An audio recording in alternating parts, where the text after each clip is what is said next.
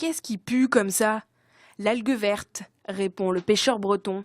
Le décor est planté, Jack Palmer, le détective né sous le crayon de Pétillon, pose enfin les pieds en Bretagne.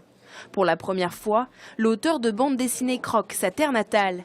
Et l'actualité n'est jamais bien loin pour ce dessinateur de presse au canard enchaîné. Je n'ai pas pu faire l'impasse sur l'algue verte, tout simplement parce que c'est un sujet dont on parle beaucoup dans la région. Et moi, quand je commence une bande dessinée, j'ai envie de parler d'aujourd'hui, de la région telle qu'elle est, avec ses problèmes, ses conflits et ses caractéristiques principales. Et donc, je ne pouvais pas faire l'impasse sur les algues vertes. Jack Palmer ne parle pas breton. Dans cet album, l'auteur n'est pas bretonnant, à la différence de ses parents.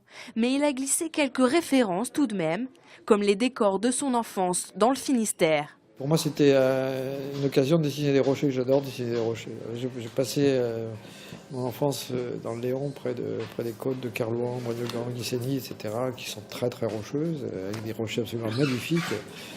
Et ces rochers-là m'ont beaucoup marqué mon imaginaire, il faut croire, parce que je dessine beaucoup de rochers. Même dans mon album, je m'amusais quand j'ai du temps perdu, quand je crayonne au téléphone, je dessine des rochers. Donc là, je me suis régalé. Et ils sont nombreux à être venus se régaler des coups de crayon de Pétillon. L'auteur était en dédicace ce mercredi après-midi à Brest. Après la Corse, il s'intéresse une nouvelle fois à une région à l'identité forte. Et Palmer, prisonnier de son rocher, va voir toute la Bretagne défiler sous ses yeux, même TBO.